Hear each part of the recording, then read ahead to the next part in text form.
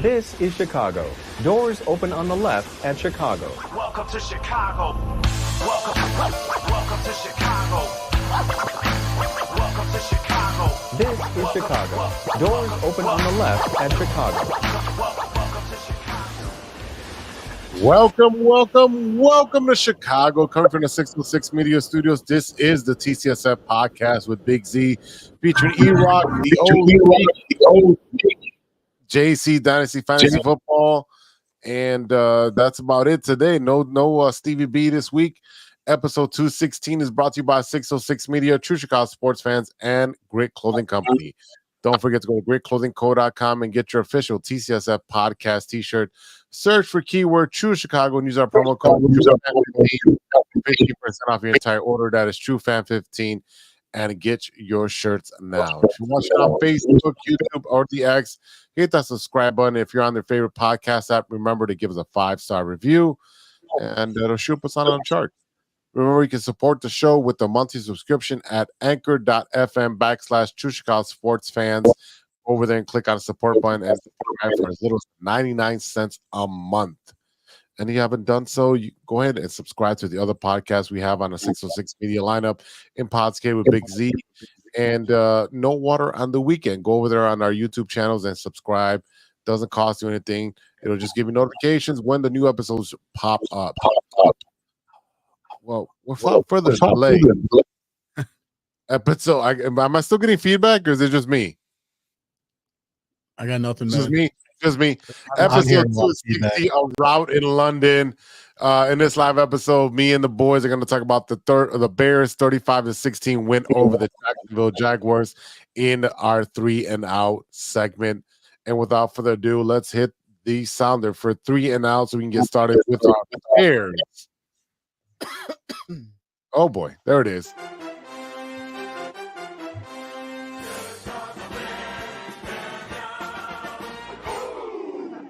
Boom, baby, boom. The Chicago Bears showed up in London and put a spanking, gave them teas and crumpets all over the Jacksonville Jaguars. And let me just say, it was a complete game from start to finish. I know we started a little bit rough, but the boys ended up making a great effort and getting turnovers. Caleb looked great. The wide receivers got receptions. The running back popped off a little bit. The offensive line looked great. And at the end of the day, watching football at 8:30 in the morning wasn't so bad, was it, boys? I spent both days, Saturday and Sunday, waking up at 5:30 in the morning to leave at 6 to be at Huntley by 7 a.m. for warm-ups, 8 a.m. games. So, yeah, I literally watched Bears. Well, I listened to Bears radio with the earbud and watched home. So, yeah, there was a lot of plays that I didn't see live. But that Cole Kmet, I had a buddy of mine who was dad on the team. He's actually a former MLB player. If you remember, Jody Garrett played for the Indians, the Cubs a little bit. He's a really cool guy. He was like, yo, you got to watch this. So he literally got up and showed me he rewound it because he's watching on his phone. He rewound it and showed me that Cole Kmet where he's pirouetting away from the defender and slam dunking into the end zone for that one. But yeah, overall, I mean, there's no realm in any dimension of the universe where Cole Kmet is not the most valuable player of that game. After the injury to the long snapper, him coming in and being the backup long snapper, because you got to remember that Patrick Scales is their regular snapper, and he's out with an injury. I think he had a knee. So Cole Kmet getting the double check this week, getting a touchdown, no time to celebrate, immediately going out there and snapping the ball for your kicks. Look, I think beginning of the season, we talked a lot about Cole Kmet not getting targets, not being used properly with Shane Waldron, not just not using him after we know what he is kind of turned into for the Bears. And he was extremely impressive what he was able to do this week. Hitting the home runs over there in London in the end zone. And then, like I said, going right back out there and snapping the ball, spreading the ball around. I'll tell you right now, 1, 2, 3, 4, 5, 6, 7 players with a reception. I think they have Gerald Everett on here as well for some reason, but I don't see. Maybe he had a target. But look, Cole Kmet he had one target. Yeah, Cole Kmet and Keenan Allen both with 5 receptions. Keenan Allen with his 2 touchdowns, his first as a Bear and his second as a Bear. We were talking a little bit before we went live. You never know week to week who's gonna snap. That is the beauty of this receiving core. We saw Keenan Allen this week with his 2 tutties. We saw Cole Kmet this week with his 2. Last week it was DJ. The week it was a week before 2 weeks ago. We saw Robert Dunze with his 100 yards. Yeah, it's a beautiful thing in the city on the team where Musa Muhammad said wide receivers go to die. When you have a rookie quarterback who's doing the things that he can do and able to spread the ball around and get it to these guys, we have never had a receiving core like this. It's arguably the best in football. I said arguably because I don't want to call them that because there is a couple of other ones out there. But to see a Bears offense running on all cylinders and actually complementing the defense, not winning despite the offense, it's a beautiful thing. Yeah, I definitely see that. It was more of a complete game where we were talking about the offense actually helping out the defense. You got DeAndre Swift with 17 carries for 91 yards. That's what we're looking for. Try to get to the 100-yard mark. He also had a touchdown, average 5.4 yards. Caleb Williams had a couple impressive yards, 4 for 56 with 14 yards average. Roschon Johnson did 5 for 8. I wish he got a couple more touches because I want him because he's a bruiser. But I can't be picky when the offense was clicking. The offensive line held its own. Cole Kmet 5 for 70. Keenan Allen 5 for 41. Dunze for 2 for 40. Swift for 4 for 28. Roschon Johnson 2 for 25. DJ Moore 4 for 20. Again, we had a lot of offensive output by the entire team. And it looks like Shane Waldron has got his sea legs in producing a great plan for this team. The only hiccup I want to say is about the first drive. Shane Waldron has had hiccups on his first drive every single game. So, JC, tell me about that. Well, I mean, anytime you're trying to figure out a defense, you're going to have a little bit of issue. A lot of times, and this is one issue is, what do you got going there? Go Bears. Go Bears, baby. Yeah. No, I mean, where Nagy used to come out and have like the first 10 plays scripted and they would practice them nonstop before a game. Yeah. I feel like the Bears are not doing that with Waldron. We're going out there and actually running plays that are in a playbook, not scripted. Sometimes you're going to have to work things out. Accuracy is not always, first thing good to go on, it's like a pitcher. You're getting warmed up, it takes time to get in a rhythm, get into, your game. So like I said, if that's the issue, then, like I said, hey, I'll still take 35 points. Whether or not they had a rough, first series, it is what it is. I mean, again, I'm not going to put too much into it now. If you have a rough half, if you have a rough game, that's a little more worrisome. But like I said, a first series, it takes time. You got to get in your rhythm, get in your groove, settle down, and just make the throws. So, like I said, overall, I am loving what the Bears are doing on offense. We are finally starting to roll. I think that players meeting with Waldron really helped because, I mean, look, ever since that meeting, we are not having issues anymore. I mean, it looks like a actual offense, and I want to talk the same thing about you guys. I want to give all my flowers to Cole Kmet. Without him, there's no way Swift is doing what he's doing. Kmet doing the lead blocking, Kmet doing everything possible on the offense that he is asked to do. That man deserves all the flowers on the Bears right now, because without him lead blocking for Swift and doing everything he's doing, I don't know that the Bears offense looks like it does. Yeah, and I agree with you. And then the funny thing is that because our friends over at CHGO, because Cole Kmet has a show out there, was literally talking about like he is the backup long snapper, and he's like, hey, I don't want any part of that, and I make sure he's okay, make sure that he is healthy, and God forbid I am the emergency long snapper. And sure enough, 3 to 4 days later, guess who's long snapping? It is Cole Kmet. And I think he did a bang up job. And one of the reasons that we didn't punt is because he wasn't the Bears coach. He was him doing long snaps essentially, because those are short snaps for field goals. So you can see that difference. But again, the man's going to earn 2 checks, and he did a bang up job. And we don't want to see this ever again. Cole Kmet catching touchdowns, yes. Long snapping, let's keep it down. Let's keep it down a little bit. I mean, the fact that he was able to do it was impressive in general, right? It's, again, using Cole Kmet, and I think, especially with the history of tight ends in Chicago, and when he came out, number one, the history of tight ends in Notre Dame, right? Notre Dame notoriously, provides good tight ends in the NFL, aside from Tommy Tremble, who is probably still lost.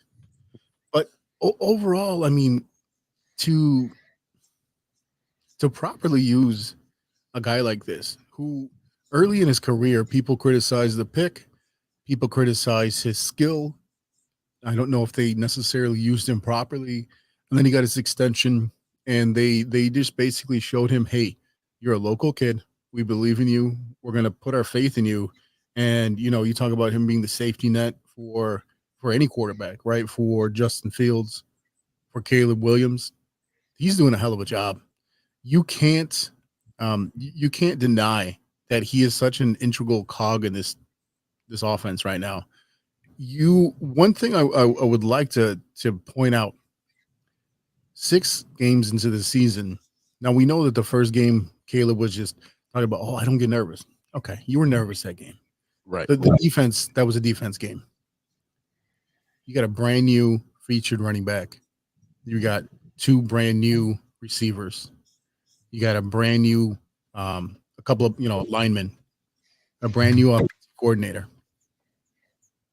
Did you expect that they would be able to click this quickly? And I say quickly because we've seen the Bears take 7, 8, 9, 10 games in the past to finally put it together.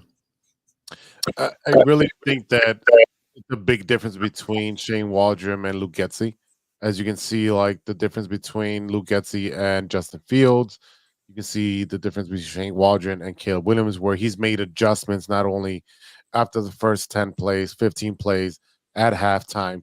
He's actually making a lot of changes within the game to benefit the offense. You've seen that this offensive line is peacemaked, or whatever you want to call that. Essentially, yeah, thank you.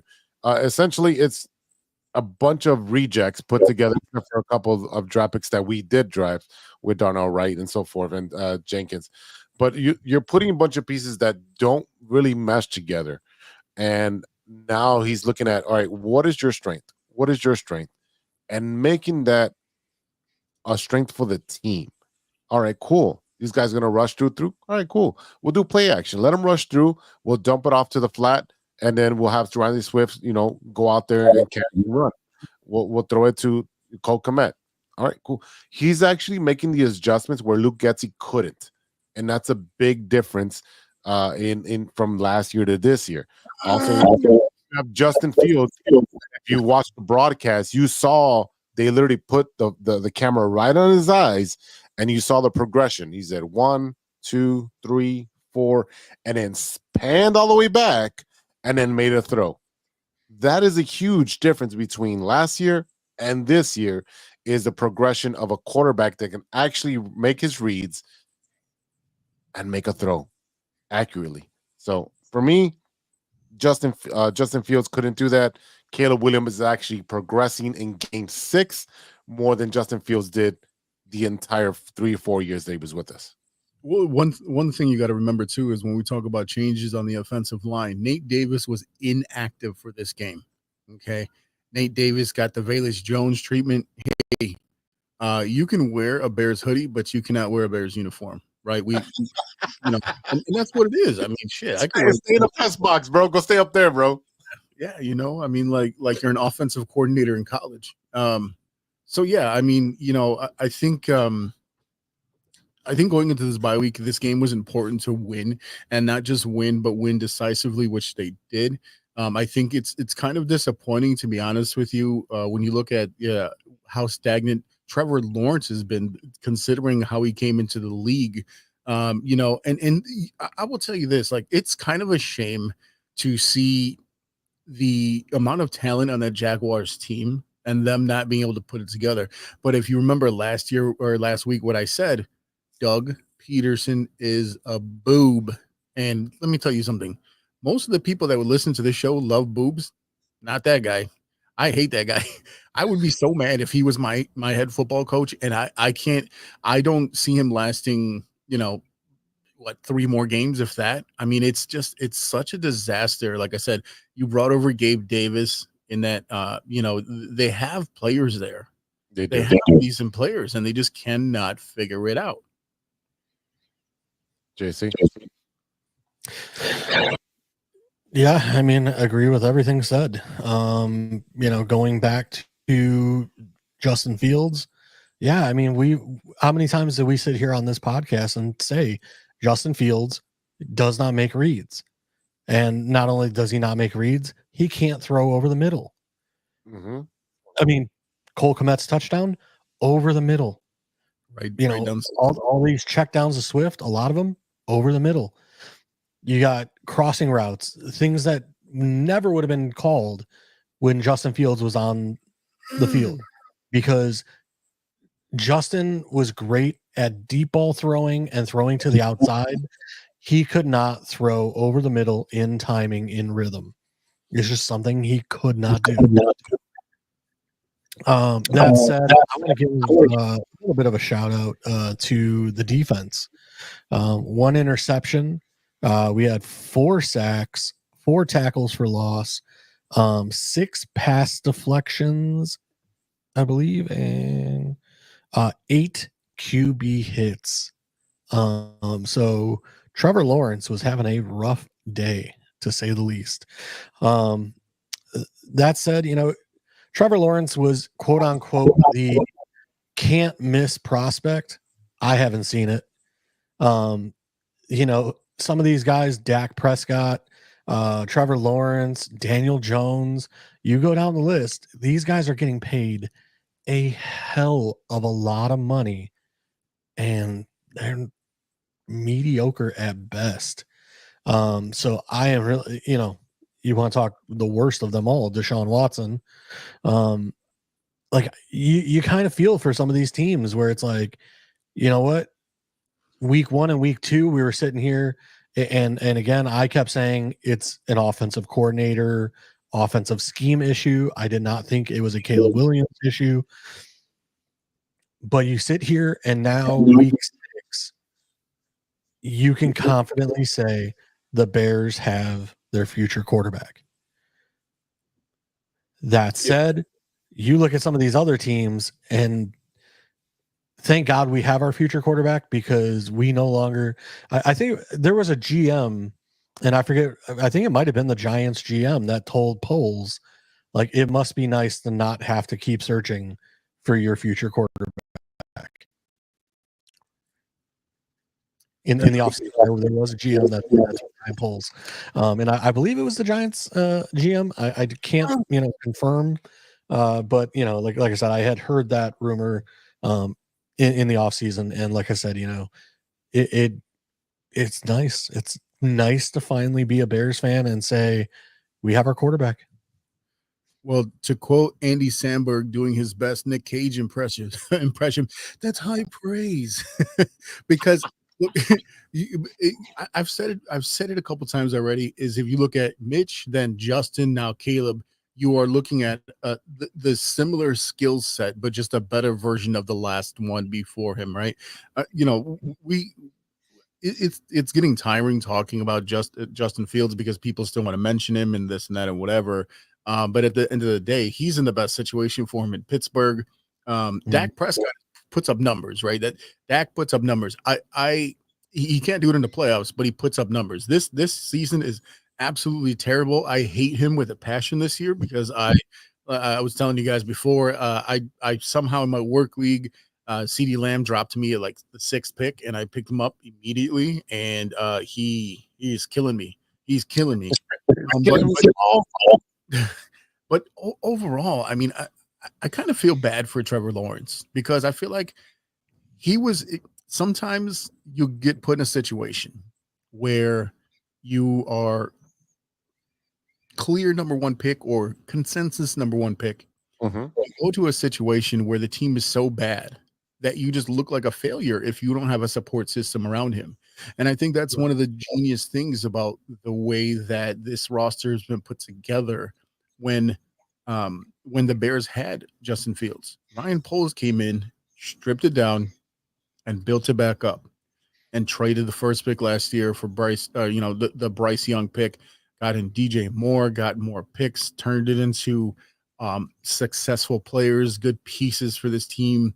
And then, just Caleb Williams coming into this season, it's been said time and time again, was that he is in the best position for a number 1 overall pick in ever, maybe, because of the support system they put around him. You brought in Keenan Allen. You were able to draft Rome Odunze. You had DJ Moore from the previous year. You had Cole Kmet in place, and you extended him to make sure he would stay. Right. And, one of the big things that we talked about is just about shoring up the offensive line. Looking at where you pick next year, if the Bears continue on this trajectory, their own pick is not going to be very high, but they still have a 2nd round pick from Carolina. So they can go ahead and backfill and their scouting has been really good to identify pieces that you can bring in, right? Talk about the defense real quick. DeMarcus Walker with a sack. Not even going to attempt this. Number 45 had a sack. That's what it says, man. Ogbong. Yeah. He had a sack. I'll be honest with you. The fact that he had a sack makes me feel bad that I can't say his name, but I do know Kieran Amagaji. I was the only one that could say it last time. How about we just call him Agbo? He was in this week. Amen, Agbo. Okay, Ambagaji came in. He was able to play this week. Christopher Williams. But overall, I think it was really important to point out the fact that you had Stevenson out. Okay, Brisker did not make the trip at all. Stevenson out with I think he had like a calf injury, and he was ruled out like on Thursday. And then around you had Kyler Gordon played the first half, was out for the second half, right? But Jalen Jones had to come in. He did a great job, 9 tackles, an assistant tackle. Kevin Byard had a great job. Tremaine Edmonds, I was so pissed because there was a football move. There was a catch. It was a football move. He stripped the ball. He covered it, and they did not count it. They took it back. That really pissed me off because that was definitely a strip. Keenan Allen, like I said, Keenan Allen getting a shine this week. We talked about the amount of games that he'll have played during the season. Look, he went over to London. He did his thing. And here's the thing about with Keenan, the 2 catches that he had in the end zone, they were very athletic plays, but they were put in a spot where only he could catch that ball. He had to be, he was there. He turned, bam, the ball's there. Both times.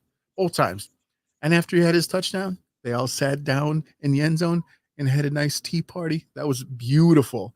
You're trolling at your finest. You're playing it up for the fans in London. I hope that they had a fantastic time over there, just aside from the win. The fact that the Jags couldn't even get over there because of the hurricane, Milton kind of stifled their travel. We got over there way earlier. We were on this show last week when they were traveling. Yep. I mean, they're just making smart business decisions, football decisions. You don't have any boob that is related to Virginia McCaskey over there making weird decisions. I'm not a excuse me. Oh boy. I'm not a football guy. So overall, we're looking real nice going into that bye week. And like I talked about last week, does he have the ability to overtake Jaden Daniels in the way that he's been playing and to get that rookie of the year? Yes. Absolutely. And these bad teams that you have to beat, because the last three opponents that they beat, the Rams, the Carolina Panthers, and the Jaguars, 30th, 31st, 32nd defense in the league. Their next three opponents, Arizona. Washington, Arizona, and the Patriots. There's Mhm. something like 25, 26, 27. Hey, you are I don't playing think the schedule. complimentary football, and you're gearing up to face your division opponents, the strongest division in all of football right now. Correct. So count these as practice games. There's no reason they can't knock out these next three opponents with the way that their defense is playing and the way that their offense is playing. There's no reason that you can't go into that division or that divisional schedule right on top. Yeah, definitely. It's one of the things that we have to take advantage of, especially with the way our schedule's been front loaded with nothing but AFC teams and teams that are at the bottom of the NFL. Not our fault. We didn't make the schedule, but our second half of our schedule is all divisional opponents, and that is going to be the tough part of the schedule because our division is the toughest in the NFL. I think they're what are they? They're like 15-4 or something like that, 15-5, whatever it is. They're one of the toughest divisions in the NFL. One person that was upset with the Chicago offense was Montez Sweat.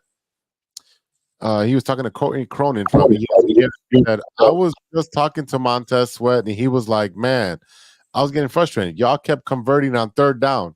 I'm ready to go back out there and trying to get a sack. I'm like, yeah, it's going to be like that sometimes as long as everybody's complimenting each other. Special teams playing is good, and we got a chance. That's exactly what you want. You want your defense cutting their teeth like, hey, man, I need to get back out there.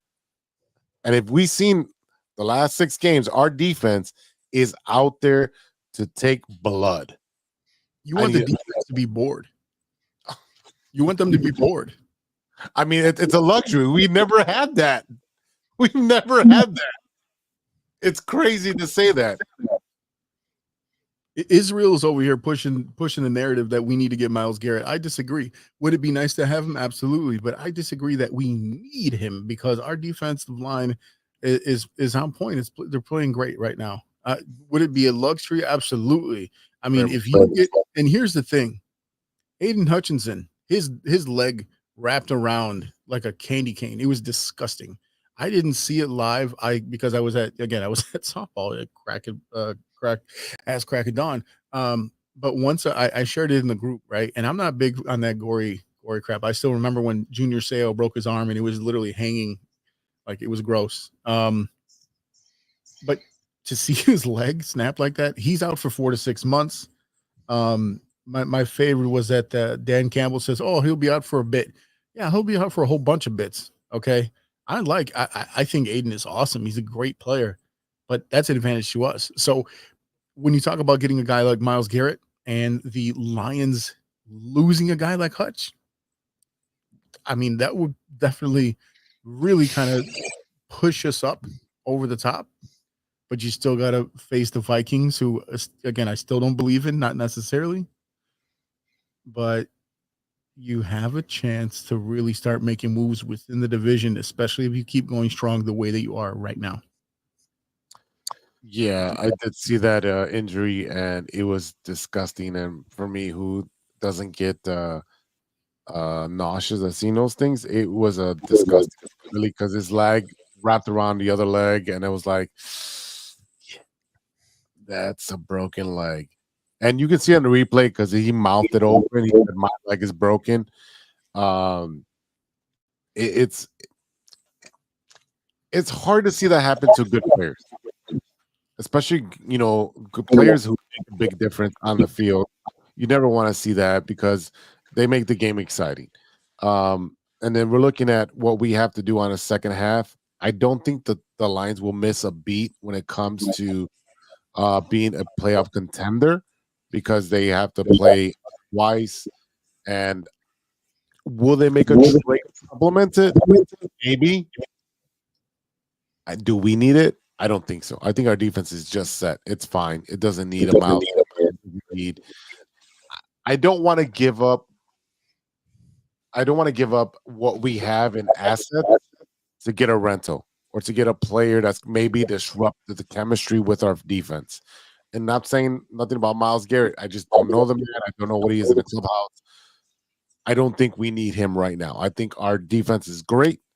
I think where we have to focus in the offseason is going to be offensive line, and that's something we address later. Right now, the offensive line is doing just enough for Justin Fields to be able to put up almost 300 yards, 2 to 3 touchdowns, 4 touchdowns at some point, and the boys to get some yards. So right now, I think the Bears are just fine, rolling with the punches with what they have. And then we're looking at they're going into the bye and then coming back and playing Jaden and the Commanders. So it's 28. He's got after the season, he has 2 more years on his contract. But I mean, it's So just a heavy contract. That's really what it is. Yeah, it'll be expensive. I mean, and don't get me wrong. I mean, honestly, I think he's worth the money. But like I said, when you have this is kind of the caveat of having a good team, right? Having a good team means you have good players. You have good players, you have to pay them if you want to continue doing well. Because otherwise, you're sitting there hoping their backup soaked up some of that greatness. And as we've seen, we don't have a lot of great backups, especially on the defensive side. I know they're coming up, strong or whatever, but the other side of the line from who's our rusher over here? Sorry, I just literally dropped my stats over here.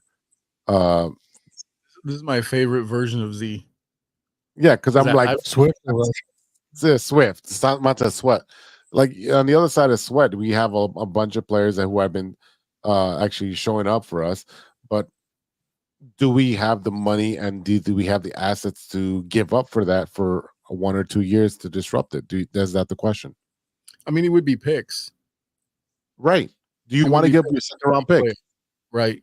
It would be picks and maybe a player, which I mean, again, if you're trying to focus on the offensive line, you're gonna have picks next year. You can do that. I mean, again, I think it's not, to me, it's not necessarily the assets as much as the money, right? That's what it comes down to. Because here's the thing: if you feel like you're really clicking on all cylinders and you can be a surprise team this year, because look, what is my catchphrase? All you need is a chip in a chair. You get to the tournament. The playoffs are a tournament. You get into the tournament, who the hell knows what happens, especially if you're clicking at all cylinders, but you got to get into that tournament first, right? And if you get into that tournament, having a piece like Myles Garrett would be great, especially, like I said, with Detroit not having Hutch. And there has already been discussions, and I've already seen articles talking about them going after, a defensive lineman because of that. So Quentin Nelson would be awesome, but you got to remember that the Colts also have a young quarterback.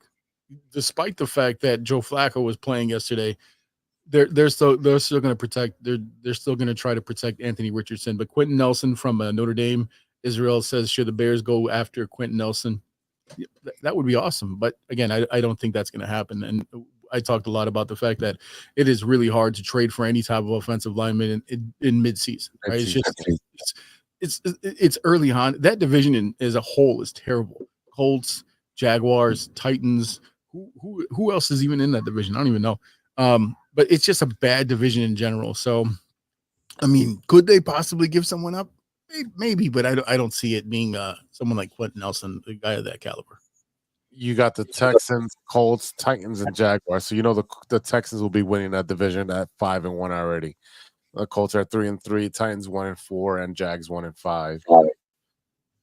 I mean, do you want to poach some of these teams like the Raiders, the Browns, the Titans, and Jaguars at this point? Can Ryan Poles be that, wheeling and dealing GM that can, swindle some talent that is not only cost friendly, but doesn't cost us a lot in the draft?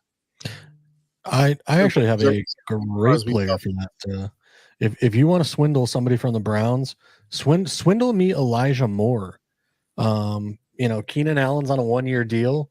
I could see Elijah Moore being that slot receiver into the outside next year with DJ. And like I said, you bring in a shifty, shorter slot guy like Elijah Moore. I think that would be, depending on what we can get him for, that would be an interesting one for me. Iraq. And he's young. And he's really young. I'm trying to look up Nelson's age here. Give me a second. Quentin Nelson is probably like 2 or 3 years 28. old. 28. So he's kind of up there, but depending on what you get him for, that's not a full time. I'll tell you what, when he came out in the draft, I wanted the Bears to get him so bad. And he got picked, I think it was like 3 or 4 picks ahead of us. And I was cursing up a storm because that dude was a mauler when he came out. Yeah, I mean, I watched him in college because I'm a Notre Dame fan. I'm a glutton for punishment when it comes to the playoffs. But yeah, and just Googling Quentin Nelson's name, I mean, there is articles out there talking about the Dolphins should go after him if he's on the trade block. The Bears, of course, sports mockery thinks that every player the Bears ever had is the best player ever, or how terrible everyone is. It's just that's how they work. There's the ultimate sports clickbait site. But yeah, I mean, again, if you're going to go after anyone and you can get them for a decent price, I mean, again, you're talking about a guy that's 28, you're in your prime at 28 years old. What is it? He was ranked 33. Oh, that was a couple years ago. Ranked number 33 on NFL Network's top 100 players in the league, right? And again, that was a couple years ago, but still, I mean, great player. Again, if you can somehow snag him, he signed, what does it look like? He signed a 4-year, $80 million contract with the Colts, including a $31 million signing bonus and $60 million guaranteed. That was a couple of years ago, it looks like. So, I mean, again, it's hard to pry. It's hard to pry good or even decent offensive linemen away from any team. So you'd have to give out, you'd have to give him some cash here, but it looks like he'll be a unrestricted free agent in 2027. So it'll be a couple years. So you can, I wouldn't call that a rental. I definitely call that someone that you could, add to your line and clearly be successful with him. And, like I said, right in his prime. And, you get a guy like that can play for, you get a guy like that can play for 5 years on your squad. I mean, you don't sneeze at that, especially when you got a rookie quarterback. And but overall, I do want to give flowers to the line because they have been playing much, much better, especially since they no longer have JC's favorite player, Nate, in the mix. So, it's hard to really find a fault in this team right now. They're just firing on all cylinders. You could pick on that one single interception. Couldn't you, Yeah. JC? Yeah, but it's a rookie. He's going to make mistakes. I was waiting for JC to jump in, but he's a rookie. He's going to make mistakes. But he's outshining all these mistakes. Week by week, you see has growth every single week. Yeah. He's reading the defense. He's calling the plays on the line. Shane Waters is like, hey, go out there, call the fast offense. Do it.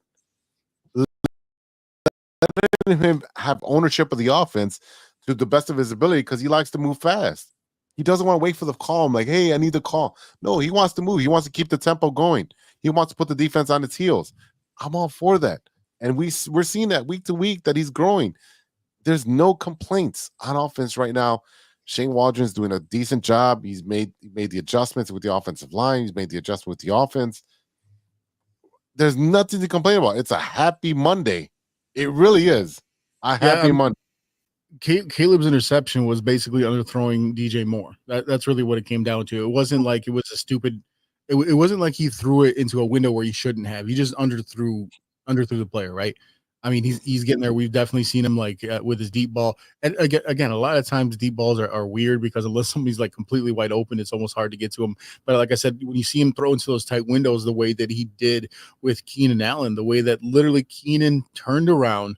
And there was that big brown thing right in my face, and he was able to catch it, right? I don't know if you guys remember from the old stuff. I forget who was that. Roy Williams, when he played for the Bears years ago. You got hit in the face mask with a ball. Old Texas player. But anyway, yeah, I mean the overthrow was the big thing. And I will say this: Caleb Williams is the Ricky Bobby of the NFL. I want to go fast. I just want to go fast because he loves that that hurry up offense, and that's what you see him. I gotta say though, like you seeing the probably my favorite pass of that entire game is when Caleb is scrambling around and he's about to go out of bounds and he looks like he's about to throw it away. Hi, Cole. And he just finds Cole Kmet and zips it over there. And you know the crazy thing is that when you see Caleb Williams throw the ball, it looks absolutely effortless. You don't see a big windup. It's just kind of like shooting from his shoulder. It is interesting to watch the amount of air he gets under the ball and the amount of zip he gets on the ball when it looks like there's just very minimal effort there. And Israel, we do not need Uncle Rico because he'll just throw it over them hills and no one will ever catch it. Uncle Rico. I knew he was going to come in here say some wild shit. This is like the fourth member of the show today. We would have won state. We would have won state. I love it, man. That's fantastic. Oh, thanks, Israel, for chiming in as usual. Oh my goodness. Good. Yeah, Israel's all over the place, and we love him for every week. Oh my God, it's all in good fun. Yeah, sure it is. Go ahead, D, bro. So again, we got the bye week coming up. Hopefully they go do something fun. Your defense that's hurt a little bit can heal up. You know, like I said, you got Gordon that went out with a hammy. You got Stevenson that had a calf, and Brisker had the concussion, and which he didn't look like he had a concussion at first because he played the rest of the game. Like I said, Tommy Tremble gave Tommy Tremble the trembles, but he came in early last week with some concussion symptoms. Obviously, he stayed here, so he's got a couple weeks to recover. Your funny thing is that I wanted to mention this. So Malik Neighbors of the Giants had a concussion. Yep. And then he went to a concert, like a loud, flashy concert, and you being the concussion expert on the show, that's a no-no. That is a huge no-no. That's concussion 101. What are you doing?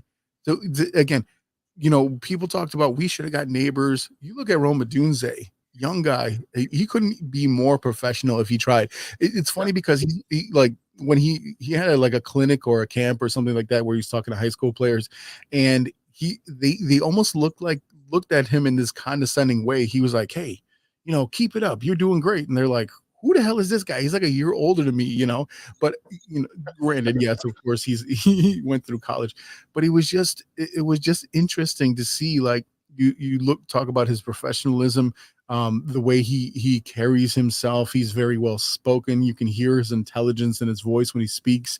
And then you got Malik Neighbors out there, you know, just, you know, having a good old time in the middle of the season with a concussion.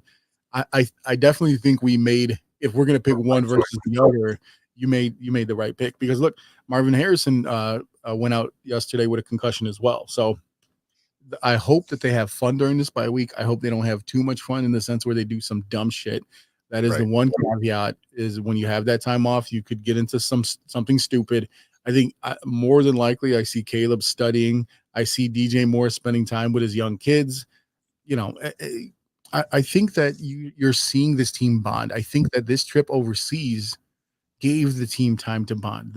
I was listening to some of the interviews after the game with Jeff Joniak talking about he had a couple of beers here and there, hanging out with the fans, having a good time.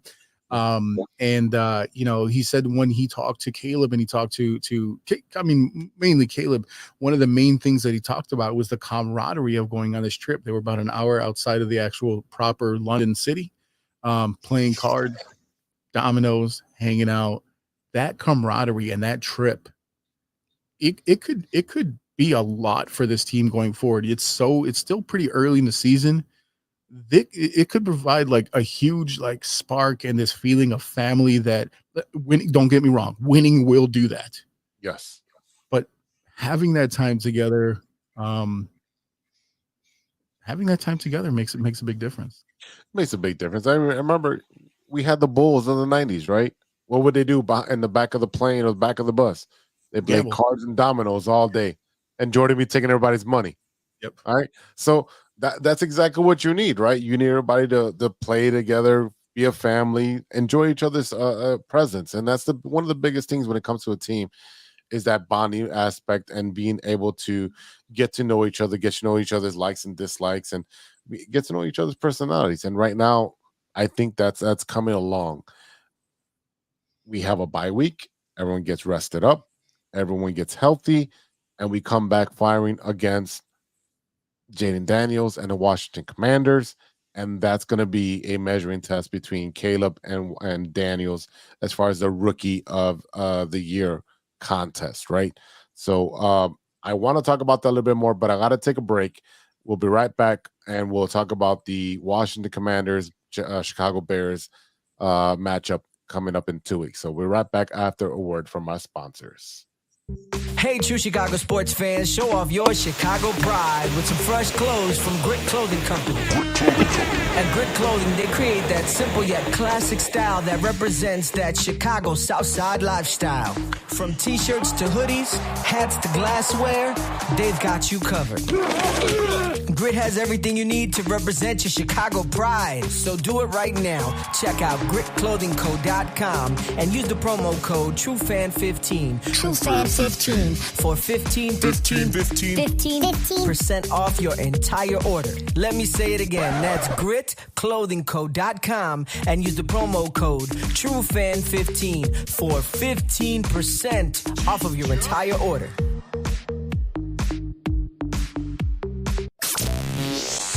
Hey guys, it's Steven. And this is Sean, and you are listening to True Chicago Sports Fans. Don't forget to listen to No War on the Weekend. New episodes on Monday. You can find us anywhere you listen to podcasts. Yeah, so we're going to go do a couple of shots. So let's kick it back over to Big Z.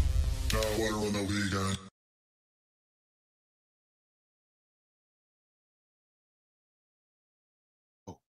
Whoa.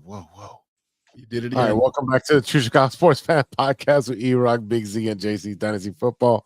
Yeah, we had the everybody on mute for a second. Welcome back. And now we're going to talk about the Washington Commanders matchup in about 2 weeks. We'll give it a little small preview. I mean, what are we seeing with Daniels in Washington with the Commanders? I mean, he's been proclaimed the better picked by many experts, but I disagree. I think we have the quarterback for our team with the Chicago Bears. I know they are. I think they have the same record of 4-2 in the NFC East, and we are 4-2 in the NFC North. So, what is your impressions of Jaden Daniels, and what do we see for the next matchup? So overall, I mean, you look at he has in his career 6 touchdowns, 2 interceptions, right?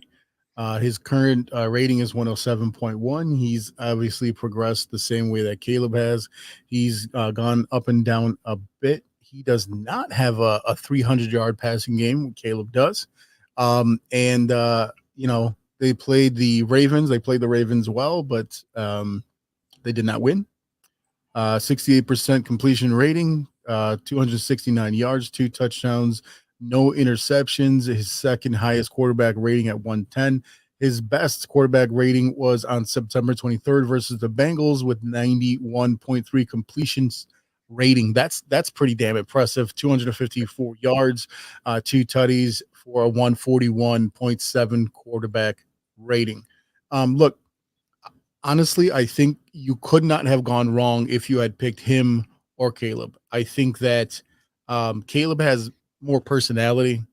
He has that more, everyone want to talk about his nails, stupid thing to talk about, or the handbag he carried on Hard Knocks, or whatever, him crying in his mom's arms or whatever it is. To me, that always shows passion, right? You are who you are. But I think overall, they couldn't have, I don't think that you could have gone wrong with either one of these quarterbacks, especially the way they're both playing right now. I think it's a very early game of the year so far. I think it'll be extremely entertaining.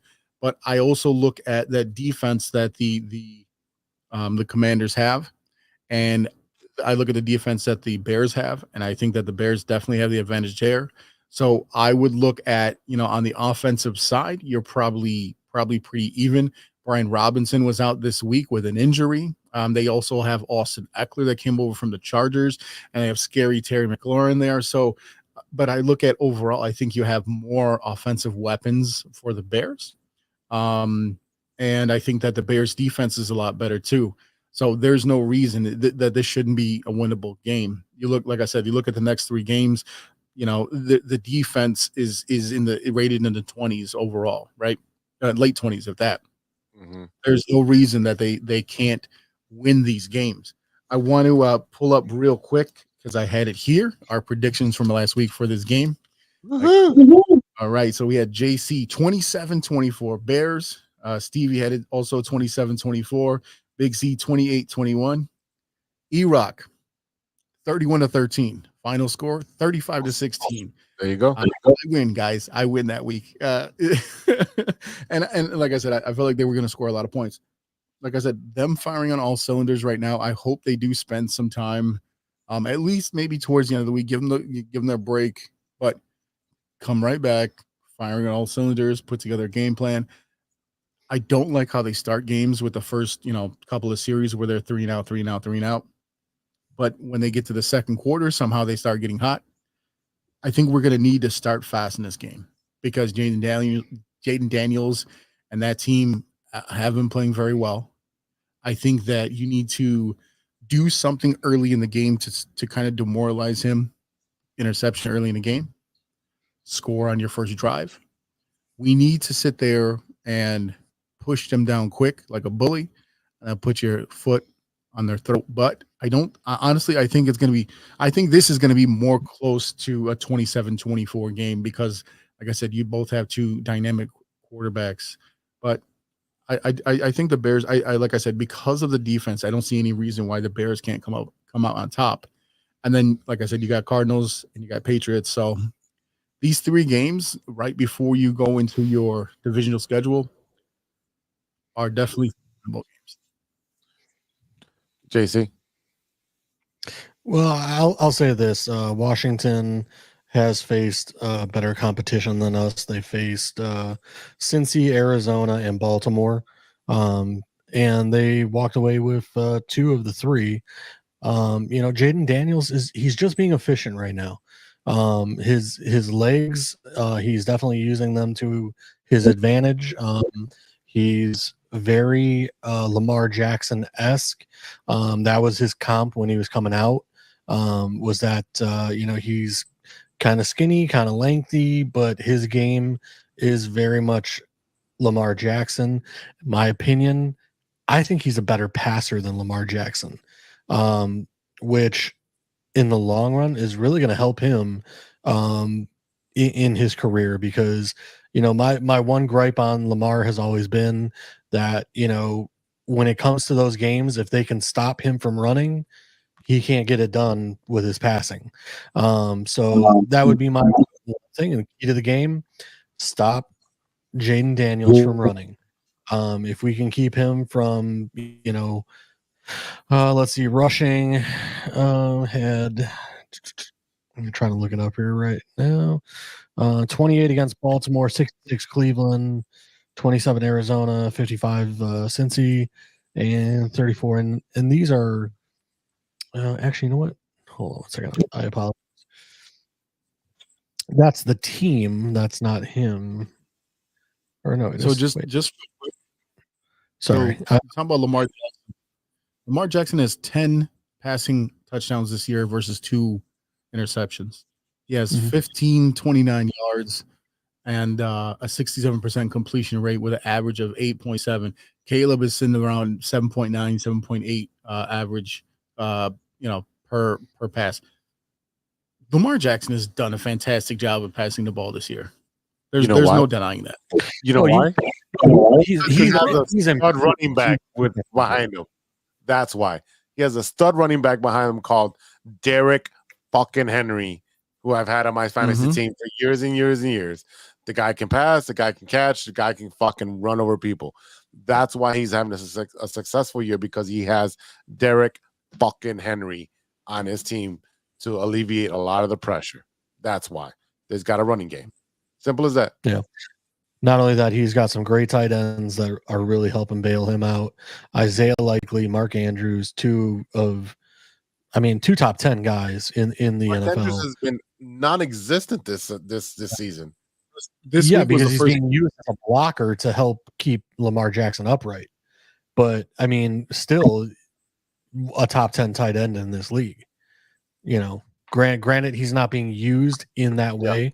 Isaiah Likely has been the pass catching option, but Mark Andrews is still a fantastic tight end.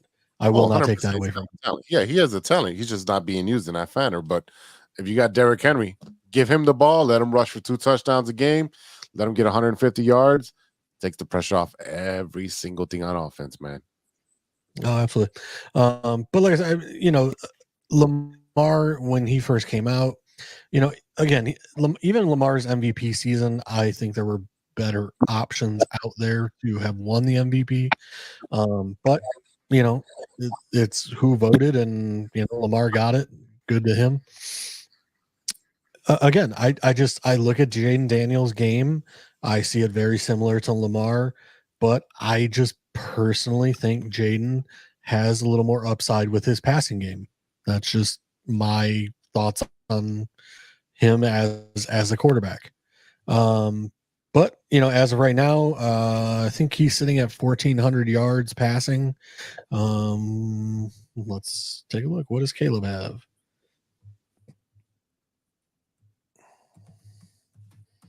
Yeah, Derrick Henry already has 8 touchdowns on the season rushing and 704 yards. Take a look. I have Brian Robinson, which unfortunately Brian Robinson was out over the weekend for the Commanders. But I mean, Brian Robinson's been pounding the ball in too for the Commanders right now. Sorry. So yeah, Jaden Daniels, 1135 passing yards. 6 touchdowns, 2 interceptions, QBR of 73.5. Yeah, and you got Justin with 1,300 yards, a rating of 88.7. I'm sorry, Justin. Caleb Williams. Why is Justin Fields on my mind? Jesus Christ. Caleb Williams with 13 yards, 9.5. Yeah, so you got Brian Robinson right now, 325 yards, 5 touchdowns, and he was out this weekend. I believe he had a foot injury or something. He's on my fantasy team, so I mean, the Commanders' run game has been very efficient, especially with Brian Robinson, Antonio Gibson, and it's Austin Eckler, I believe, is now there. And Jaden Daniels' legs. Again, they've been very run happy, and they've been successful with running. So, like I said, whether or not Brian Robinson will be available, that's a question. We're still 2 weeks away. But I really do think the Commanders are one of the teams, or one of the first teams that we are going to face that I can see like, okay, this is a game we need to keep an eye on. This is not, they're power ranked like number 9, in the power rankings that we keep bringing up. E-Rock. What's that? And the power rankings currently?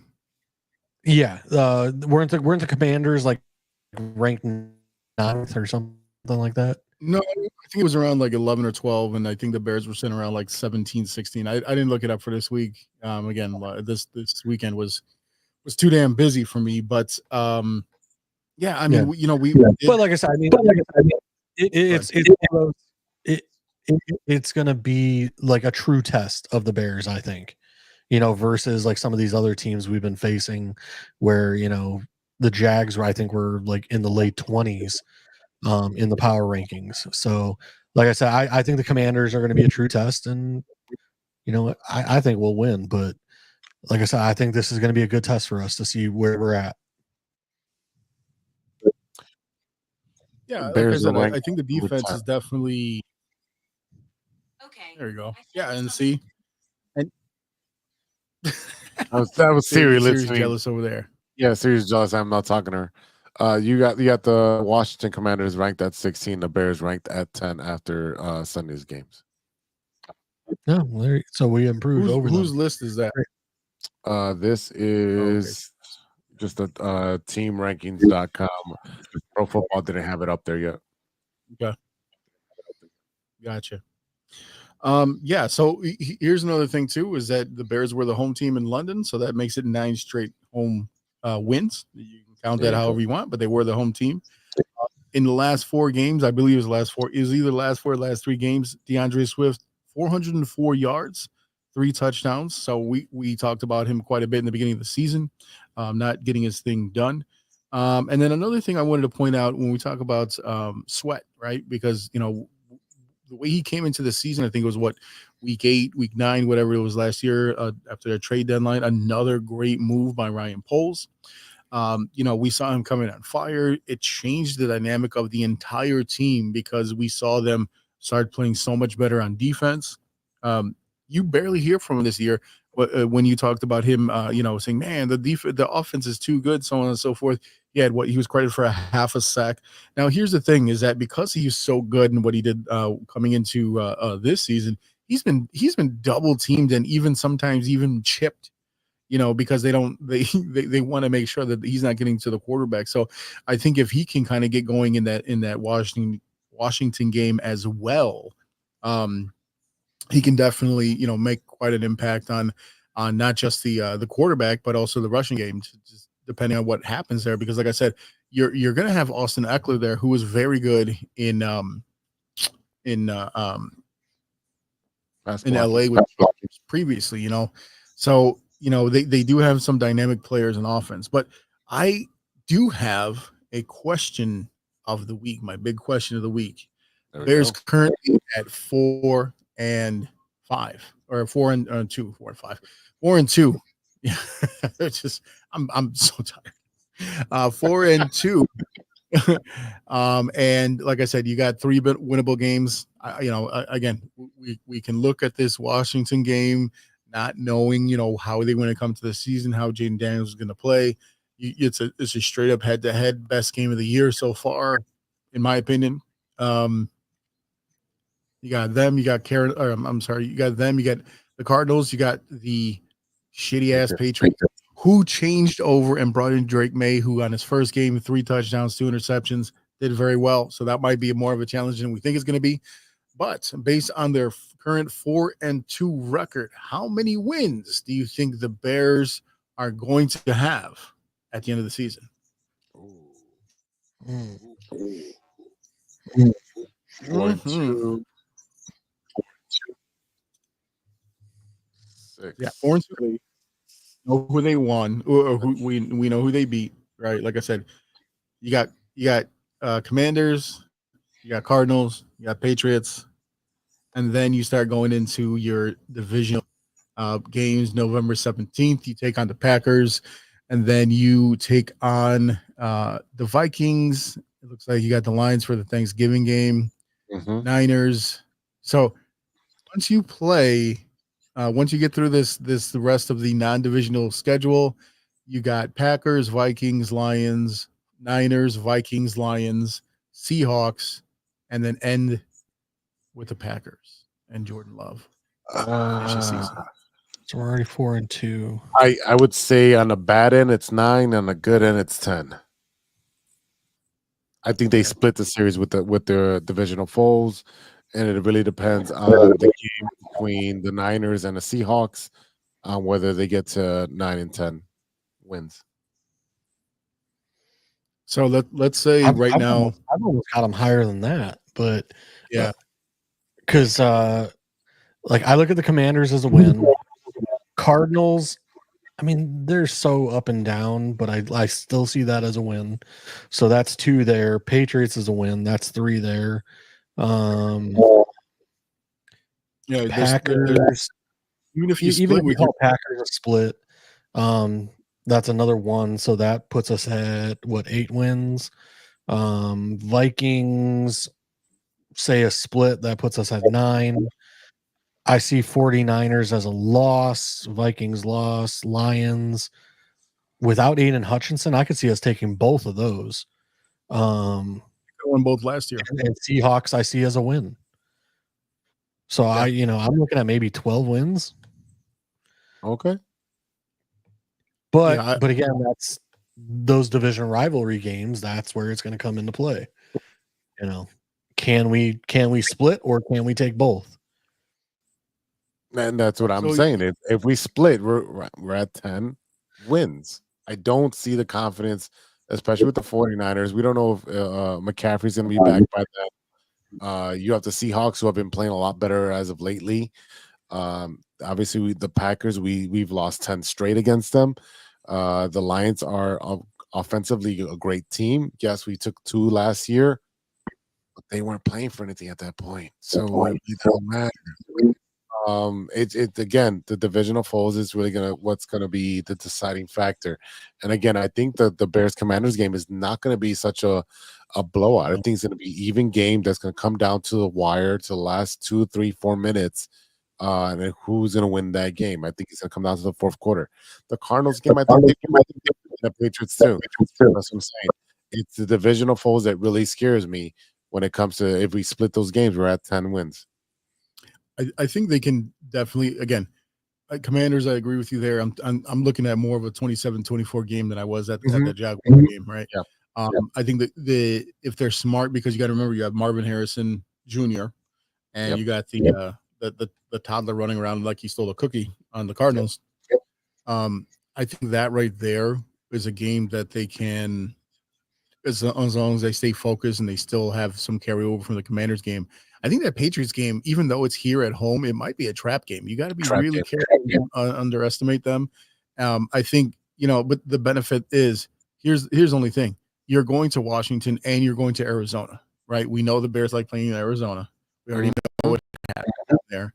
I think the interesting thing about the Commanders game is that it is Caleb Williams' homecoming game, going back to the DC area. There was a lot of discussion about should the Commanders try to go up and get him because he is the hometown guy, things like that. But, but yeah, Patriots play here.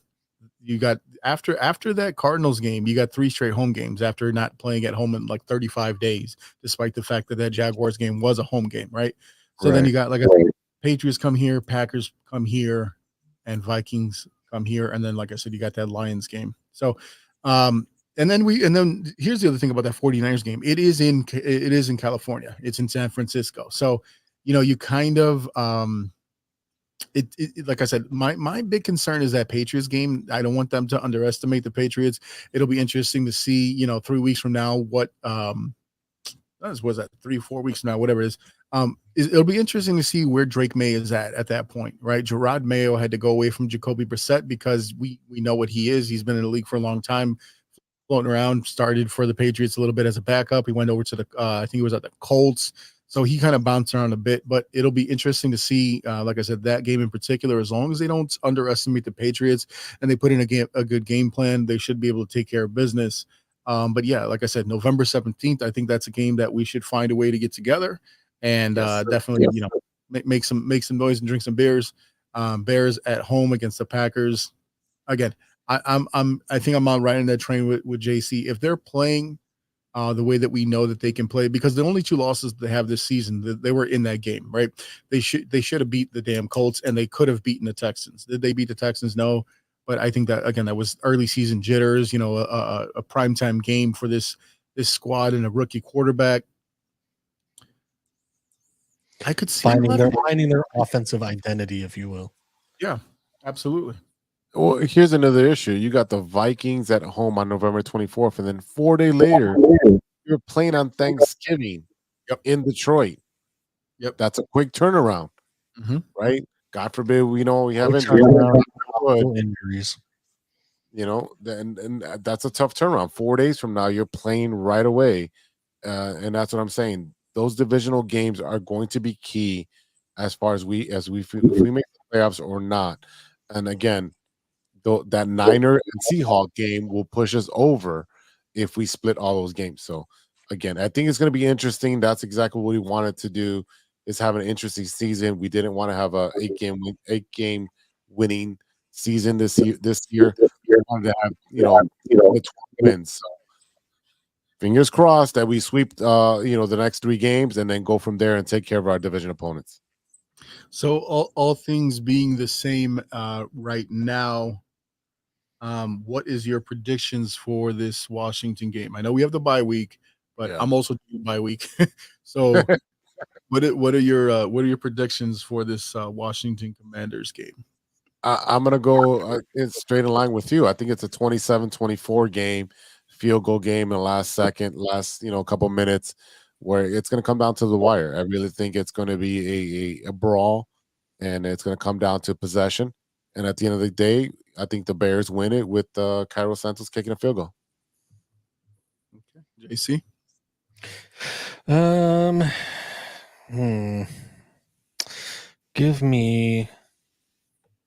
Give me Bears 31 and give me Commanders 24.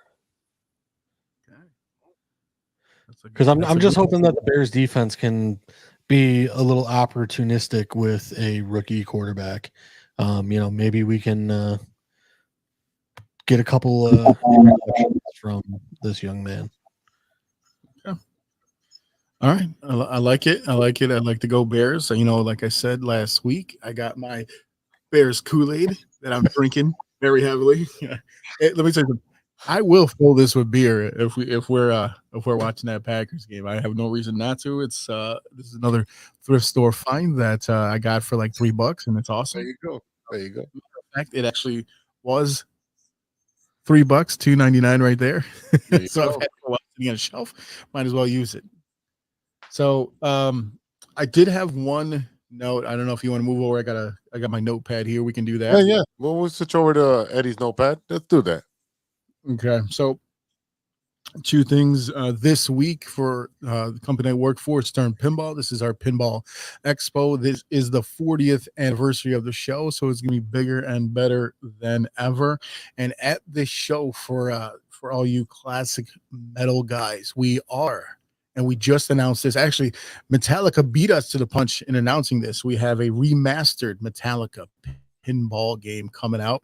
It will debut at Pinball Expo. It is badass. We did a version of this game a few years ago on our old system, which was what's called a SAM system. It had a dot matrix display. This current game does have a LCD screen display on our Spike 2 system. You can do what's called Insider Connected, where you create an account and scan into the game, and it saves your progress, your scores, your high scores, all that good stuff, just like a regular video game.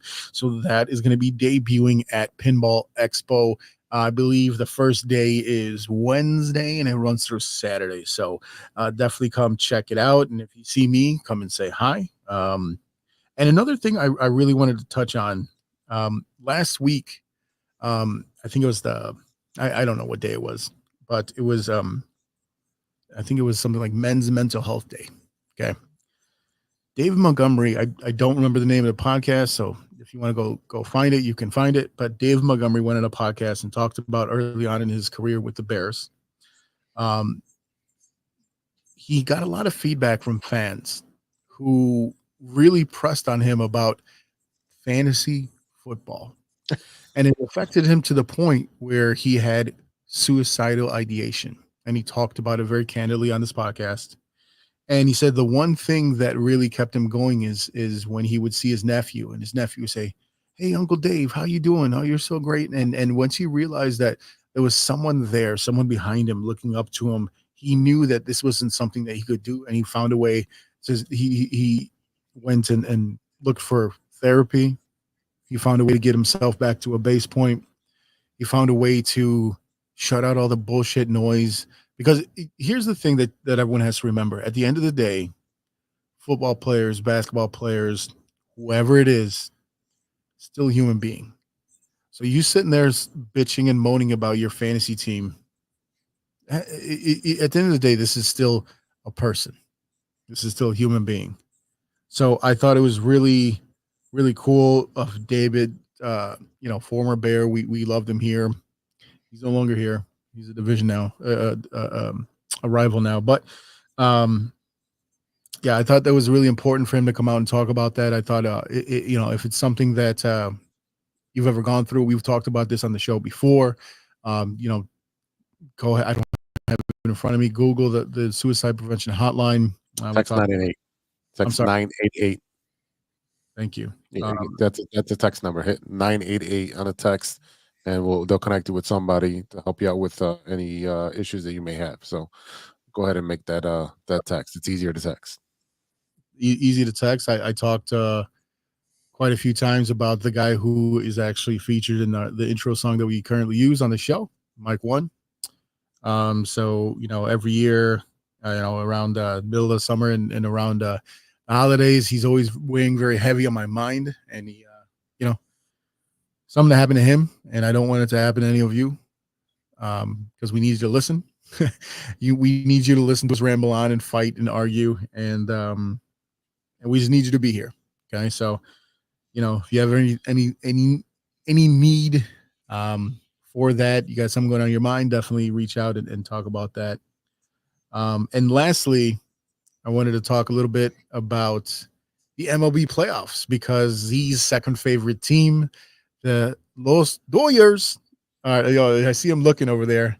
Shohei Ohtani's very first. There you go. Oh, nice. I did not know you had that with your name on it. That's really cool. I got some shit last week for wearing some of my Steelers gear, because I've talked about it before. I am Steelers is my second favorite team in the NFL. I wore that stuff way before Justin went over there, which is why I was so happy that he did go over there. But right now, they are tied with the Mets after the shellacking they put on the Mets in LA the previous night, and then the Mets came back and basically did the same to them. Currently, you got Cleveland and the Yankees going against each other.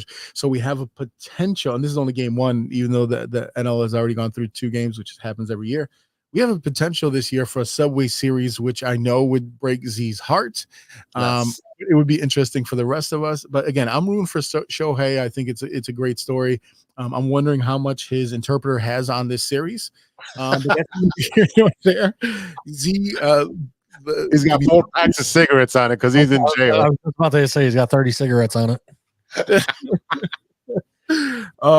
Z, why don't you talk a little bit about your man, I mean, the Dodgers really showed out, putting 9 runs on the Mets last night. It was great. I don't want to see boring games. I don't want to see blowouts. I wanted more of an interesting game, but I'll take the W. And then I turn on the game. I'm like, oh man, I forgot it was at 3:00, and they're down 6-0. I'm like, oh damn, it's going to be one of those series where it's going to be back and forth. I still see this series going 6 games. Hopefully to the Dodgers. The problem is that the Mets have been the comeback team of the year with so many comebacks, especially in the playoffs. They've been down all the way to the 9th inning, especially against the Brewers. They are the comeback. They're the Cinderella team right now. Then you have the other side. You have the prominent Yankees, and then you have the Cleveland, who doesn't have the type of payroll or the talent that the Yankees do. So I'm pulling for Cleveland-ish, maybe. I don't know. I kind of hate Ohio. I've always said that. But who likes the Yankees, though? It's like broccoli. I'd rather cheer for the underdog than the guy paying $250 million for a salary. I'll tell you this, though. Dodgers and Yankees would be a fantastic World Series. Are you kidding me? Yes. Like You got Shohei versus Aaron Judge. Aaron Judge is terrible in the playoffs. He can't hit for shit in the playoffs. But overall, as a team, I mean, that would be a absolutely fantastic series. And on the other end, if you get like the Mets and Cleveland, is it going to be as great of a series? No. Cleveland has not won in a very, very long time. Not to see them come up, like let's say for example, you got Dodgers, and Cleveland. You think about when's the last time the Cleveland team was in the World Series? Anyone? 90s. 2016. 2016. Oh, That's that didn't time count. series. Guess what happened then? Anyone? Bueller? Anyone remember what happened? That's right. So, I mean, to see them make the World Series and get disappointed again, that would be pretty sweet. But again, I think overall, I think if you're going to have, I think the Yankees on the AL side would be the pick, right, for the least boring World Series. But I mean, if they're gonna face the Mets Subway Series, that's still got some great. And I'll tell you who would be absolutely thrilled about that is our boy Anthony Fuentes, who he still messages me directly talking about. I could just hear, oh my God, these fucking Mets! I can't believe what they're doing. They're gonna kill everybody. They're gonna win the whole fucking thing. Can you believe that? I don't gotta wear that stupid fucking hat no more. Oh my God, that would be absolutely great. That's fucking great. That's so spot on. That is so spot on. Could you imagine the way he wouldn't even be able to control himself, right? No. He would. Let me tell you something. I got to give him a shout out because he's done such a great job on his weight loss journey. That boy will be on that treadmill trying to run through the gym. You're going to see him next time, and he's going to be like Jack Skellington if the Mets win the World Series. I was going to say he would throw his weight around, but there's no more weight to throw around. That dude's lost half his body. The dude is doing great. He's killing it on the stage. He's killing it in the gym, and there's nothing more proud that we can do for our boy Anthony Fuentes, who's killing it all over. Looking at AL Division Series, they lost to the Yankees. Cleveland did in 2022. They lost in 2020. They lost in 2017 to the Yankees. I mean, they just continue to lose against the Yankees. So it's just I don't know about that, man. The Yankees got their number. I don't know. I really don't know, man. Yeah, I mean, like I said, I mean, seeing Yankees and Dodgers would be an ideal series just because, like I said, you got the superstars on both sides. To see Shohei coming over to the Dodgers in his first season, being able to do what he did, the first member of the 50-50 club, it would be really interesting. He's been playing, with runners in scoring position. I think he was like 9 for 11 or something like that with a whole ton of RBIs. So just the way that he's been playing, he did. I don't remember. I think he struck out today because when I came home and I turned it on, it was like the 8th inning, and then I was just He was 0 for 4 with 4 strikeouts. What's that? I think he was 0 for 4 with 4 strikeouts. It wasn't good. Yeah, Mookie Betts was 0 for 4 as well. So like it Freddie Freeman had a walk. It was a bad night for the Dodgers, a bad day, whatever. But again, it's baseball. You don't win every single game, and again, it's a 7-game series, so it should be interesting. And like I said, I'm cheering for a Dodger-Yankee World Series because it'll be interesting. It's two former New York teams, and now you got coast to coast. You got the superstars. It makes for a great World Series. If it's Mets and Guardians, I think Anthony Fuentes and maybe somebody in Cleveland is going to be watching. That's about it. Hey, look, if it's Mets versus Cleveland, I might have to borrow a Mets hat from our boy. Or at least go. Listen, if the Mets make the World Series, we'll go watch a game with them. We'll go watch a game with them. Yeah, we'll go watch a game with them. 100%. Yeah, because I ain't seen him in a minute, and it would be great to see him. And like I said, he still messages me, and I'm like, bro, that was close. He goes, bro, I was thinking the same fucking thing. I love that guy, man. He's awesome. JC, who you got in this World Series, man? You know what? I'll be honest with you. I didn't pay attention at all to the postseason baseball because I'm a Cubs fan. If they're not in it, I don't care. Wow. But I mean, I guess if I had to choose, I mean, think of this. The Dodgers are what the Dodgers are, and Shohei Ohtani isn't even pitching. So next year is going to be even worse. That said, I mean, like I said, I kind of lead towards the small market team, so I would love to see the Guardians in it. You know, again, you give me two large. Yes, it'll be great if it's Dodgers, Yankees from the standpoint of the two largest markets going head to head, you know, in baseball. But at the same time, like, I don't care to watch teams that, you know, buy their wins rather than, you know, put a product on the field that, you know, is home built, you know, I rather don't than want to hear it. I don't want to hear it because the Cubs did the same exact thing. You'd be cheering for them. Yeah, that's how. I mean, isn't that kind of what the Cubs did when they brought in John Lester? Again, my team. The Yankees, like, I'm always going to hate the Yankees. It's like hating the Lakers. Like, you know, it's like I said, you know, there's certain teams where you sit there and look at them and you just go, like, I hate them because they are who they are. So do you Because hate Golden State as well? No, I didn't really hate Golden. I hated Golden State once they bought KD. But when it was Steph, Draymond, and Clay, those dudes were drafted. The team was built. But yeah, once they sold out and brought KD in, I was kind of like, nah, now you're big three in this, like, LeBron, get the hell out of here. I want nothing to do with you. See, that's a bad mentality because all you're doing is trying to improve your team. All you do. So basically, if the Bears did bring in Myles Garrett, you'd be like, oh, fuck those guys. I can't believe they brought this guy in. They brought in Keenan Allen. Well, they paid him some money. I don't. You're improving your team. I mean, don't get me wrong. I hated the Patriots, but like, I really don't look at any NFL teams like that other than the Packers, just because, like, you got 52 men on a roster, and like it's more than just, you know, like NBA. It's 5 guys on a court. You know, it's, you really, like, by the time you get to that 12th guy, they don't matter. You know, so it's, if you have 4 all-stars, like, you know, KD, Steph, Dre, Clay, like, you know what I mean? Like, you're guaranteeing yourself almost a championship. So you're, by definition, you would hate the Celtics.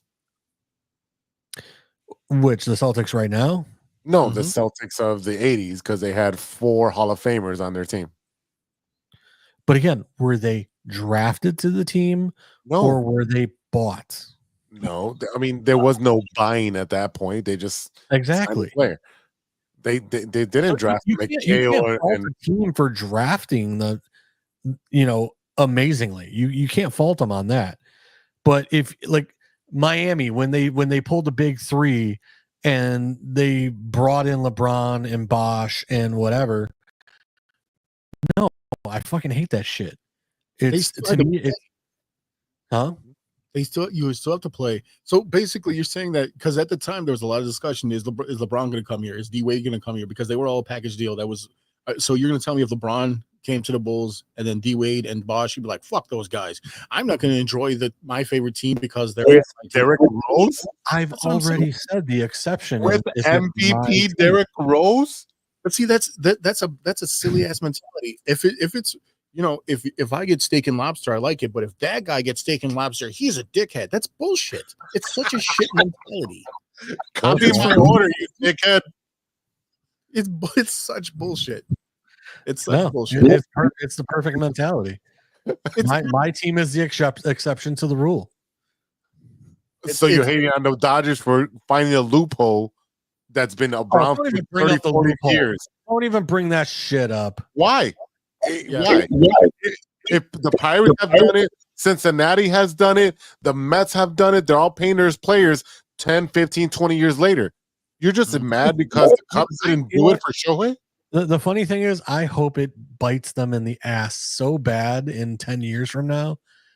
Like, that's all I hope. I just hope the amount of exposure this man gets in 1 year that he's not even pitching, they've made that tenfold by the time that contract's over. Again, I just hope it bites them in the ass 10 years from now. And guess what? You know, a World Series can't bite nobody because that ring is forever. So if they win the World Series with Shohei, I'm happy because guess what? For years, for like 10 years, we watched Mike Trout be the best player in baseball, and he's stuck in fucking purgatory on the Angels, right? Poor guy. That is also partly his fault. He could have signed somewhere else, and he ended up. No. No way. You can't dare sign a free agent to your team to make them better. How dare would you ever do that? What the fuck is wrong with you? That's absurd, sir. Why would you ever say that out loud? As long as he doesn't go to the Yankees. Fuck out of here. Bullshit. The biggest little bullshit. He can go to the Guardians. He can go to the Orioles. There's many teams out there. You don't just have to sign with the Yankees or the Dodgers. So now you're saying that it's his fault for being loyal. Dude, there's a point to be loyal, and then there's a point to be like, this is never gonna happen here, and I'm being wasted. Like at some point as a player, you have to look at that too. Like, dude, if I want to win, I do have to go somewhere else. Isn't that what KD did? Like the definition of what KD did? No, not to that point. It's exactly the same. That's exactly the same that KD did. KD was wasted in OKC. That's the literal definition of what you just said. If he would have stayed in OKC and they never won, it's his fault. He should have went to a team where he could have won. But it's Trout's fault for staying home. Right. And dude, here's the thing. To me, it's a bitch move to go to the 3-time champs. They weren't I think they won the third one after he got there. It's a bitch move because you're literally saying there, I can't win. Dude, OKC had a great team. And they couldn't win. Gone. He was the only one left. I'm saying when they were younger, when they were too dumb and young to win. They were too dumb and young to win at that point. Your rationale would be like Karl Malone. You got to the finals 2 years in a row, couldn't win it. Guess what? I'm going to go to the Lakers. That rationale, I understand. End of his career, not really doing anything. He's hanging out by the coattails of everyone else's talent. That I understand. KD was in his prime. He's like, you know what? OKC, small market, not going to win. You know what? If you can't beat him, join him. Let me get a ring. And he's still good. He's still good. Now, is he a head case? Yes, but he's still good. And I do agree, but I'm more towards the latter, where at the end of your career going somewhere to get that ring, yes.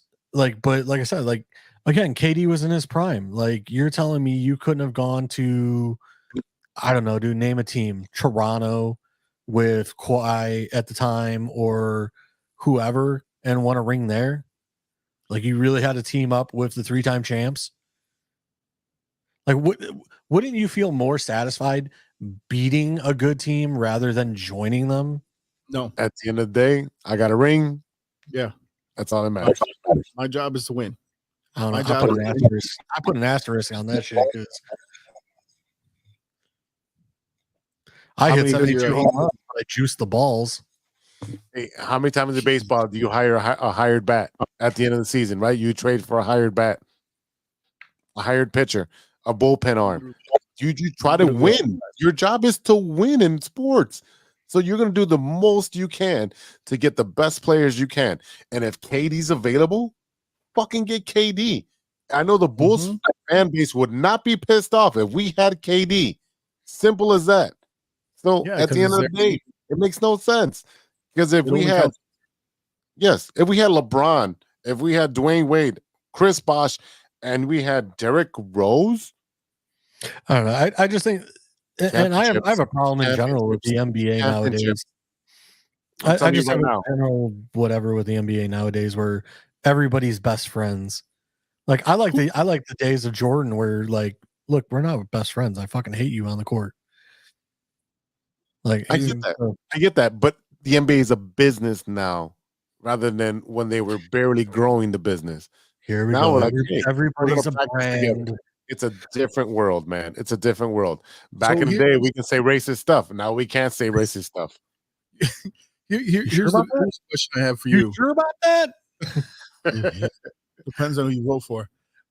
After every single football game that you see, both quarterbacks shake hands. You see them you can literally watch them making. Unless you're Tom Brady and you're going against Nick Foles. Yep. What? Nick Foles and Tom Brady. That's because Tom Brady's bitter. Yeah.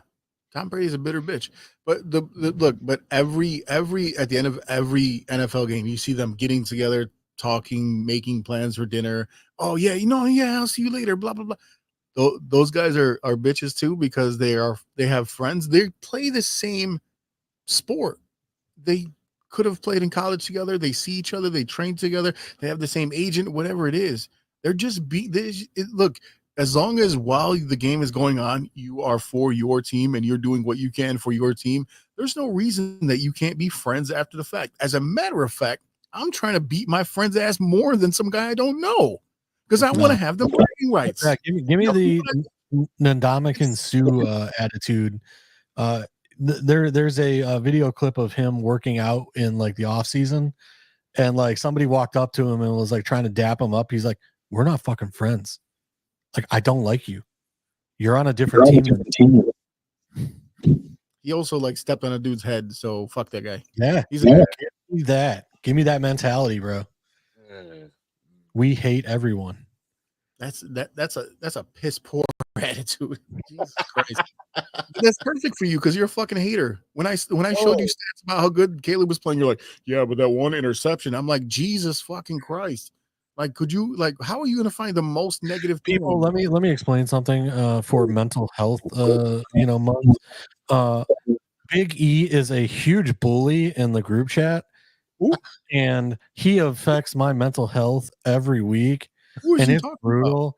About? I think I need to dial 988 and have a conversation with somebody. That's a great idea. You should, because you're depressed with all that depressing ass shit you talk about. That's a great idea. I listen to emo music. What are we talking about? That is this true. Is known. You and Stevie deserve each other. You should go and argue. I miss Stevie. Stevie, if you're listening, why aren't you on? I miss you. He's probably arguing with that fucking Deadpool, animatronic Deadpool thing. Hey, that's pretty cool, man. So we have a Deadpool pinball game that we made years ago, and I've seen people put we have what's called a topper. It's usually interactive with the game and things like that. I've seen people use that as a topper for their game, and then they're like being in the middle of the game. And then talking, and you see the Deadpool face talk. It's kind of creepy because it's just a fucking head, and it's like real human head size. So it is a little freaky because of the way that Deadpool wears that mask. You just see the face, the mouth moving. It definitely freaked me out when I was over there, but it is cool. I got to give him that. All right, boys, it is getting long in the tooth, and your boys got to get ready for work, and I'm pretty sure you guys do too. I know we're gonna skip over. So quickly, stirring the pot. Yes, I would eat meat with a name on it. Hold on. So here's the context of that conversation. Oh, no. Let's not start that whole thing because that's going to do another 30 minutes onto this. This is pretty funny. So basically, this was something that I found online, and it was basically a steak at a supermarket, Scotch fillet steak for $19. It looks like this was. I gotta guess this is overseas somewhere, but on this steak package, it has a picture of a cow, and it says, "My name was Chloe. I wanted to live. Your personal choice killed me. Don't buy it." So this is basically a piece of steak with a face on it, and the question is, would you still eat this? Now, JC already said yes, he would eat it. I mean, look, I'm eating steak. You're not gonna putting the face of the cow in this thing. Back when I smoked cigarettes and I had my buddy Roger who's passed away. His parents were from Poland, and they would get, for some reason, his pops would smoke for Virginia Slims. I just recently found out that his pops passed away, so R.I.P. To him. But so we would be over at his house, and he pulled out this pack of Virginia Slims that he stole from his pops. And because it came from Poland, it had a big fucking warning label, and it says, whatever the fuck it said in Polish, but essentially translated to "this will kill you," and like the picture of the cancer, whatever. Yes. Guess what? I was still ripping those fucking cigarettes. I didn't give a shit at the time. I was young and I was in the 20s and things like that. But yeah, putting the face of a cow on the steak isn't like, "My name is Chloe. Thanks, Chloe. That was delicious." Like, but that's the funny thing is, like, the person who put that sticker on there is some vegan walking through the grocery store and they have a pocket full of those stickers and they just slap it on anything. You know what? I don't care. Slap it on there. I don't care if it's Joe, Jim, Johnny, Chloe, whatever. Just because you slap a sticker on it doesn't mean I'm going to stop eating meat. This is kind of like those "Let's Go Brandon" stickers they put at the gas pump, or the one that says "I did that." Oh my God. That's the exact same thing. That's the exact same thing. So anyway, on this is a meme, by the way. On the comment, it says, like I said, it says, "My name is Chloe. I wanted to live. Your personal choice killed me." And the comment says, "I would look for one with my name on it, like those Coca-Cola bottles." Come on. That's so bogus. That is so bogus. That is so bogus. I want to look for one that says JC, just so we can have a nice barbecue out there. Oh my God. All right, Israel, we're about to sign off anyways. And then when you do, I'm going to tell you how was my meat. Oh boy. I mean, ask the girl that. I'm the only one that's married here. I mean, come on. I'm just saying, you're the one saying you want to eat JC's meat. So I never said that. I just said usually Steve walks into those. You would jokes. go find a package with JC on it. So yeah, like the Coca-Cola. Look at this guy. No. He's so desperate to get to touch his meat. He's over here trying to go through the internet. What's going on here? I'm just saying, you got some weird desires. Usually, we'll have to. We're gonna call 988, and we're gonna have them let you sort you out. Oh boy. Israel said your meat might be good, so maybe you need to talk to Israel. You got to take her. You got to take her. You got to take her. A5 Wagyu over here. He said you are a USDA choice. So there you go. You got a fan. On Prime, baby. All right. All right, y'all. That is it for today. Thank you for listening. Thank you to E-Rock, the OG, JC, Dynasty Fantasy Football, and to you, our fans, our listeners, our watchers. Thank you for sticking with us for 216 episodes. And thank you to our sponsors, 606 Media, True Chicago Sports Fans, and Grit Clothing Company. You know what to do when you go to thegritclothingco.com and get your shirts. Check us out on social media. You can find us on Facebook, IG, Spotify, TikTok, everything. And if you have a stirring pot topic or a sports topic to talk about, hit us up on truechicagosportsfans@gmail.com. All right, so for E-Rock, JC, I am Big Z. We'll see you next time for episode 217. And until then, be good to each other for the love of sports. Swish. There you go.